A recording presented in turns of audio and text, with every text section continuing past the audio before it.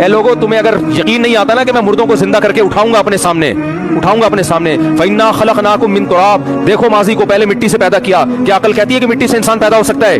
ثُمَّ مِن نُطْفَةٍ، پھر اس مٹی سے منی کا قطرہ بنایا، کیا عقل کہتی ہے کہ مٹی سے منی بن سکتی ہے؟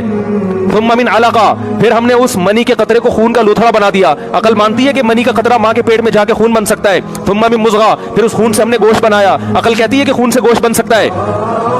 پھر ہم نے اس میں ہڈیاں پیدا کی، فَكَسَوْنَا الْعِظَامَ لَحْمًا، ان ہڈیوں پہ گوشت چڑھایا، ثُمَّ أَنشَأْنَاهُ خَلْقًا آخَرَ، یہ سارے کو اللہ ثم سے بیان کر رہا ہے، پھر اس کے بعد یہ ہوا، پھر اس کے بعد ایک ایک کو الگ اہتمام سے بیان کیا جا رہا ہے، ثُمَّ أَنشَأْنَاهُ خَلْقًا آخَرَ، پھر ایک نئی تخلیق میں پیدا کر کے ماں کے پیٹ سے ہم نے تمہیں باہر نکالا، ثُمَّ السَّبِيلَ يَسَّرَا، اس راستے کو آسان کر دیا تمہارے لیے،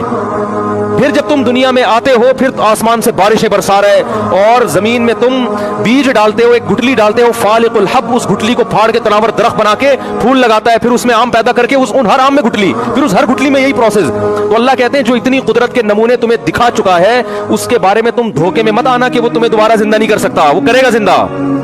تو قرآن بار بار کہہ رہے ہیں میرے بھائی دنیا میں سب سے بڑا بیوقوف وہ ہے جو اس دنیا کی ظاہری چمک دمک کو دیکھ کر کہے کہ میں نے مر کے ختم ہو جانا ہے۔ ختم ہونے کے لیے اتنی عجیب مخلوق اللہ پیدا کر ہی نہیں سکتا۔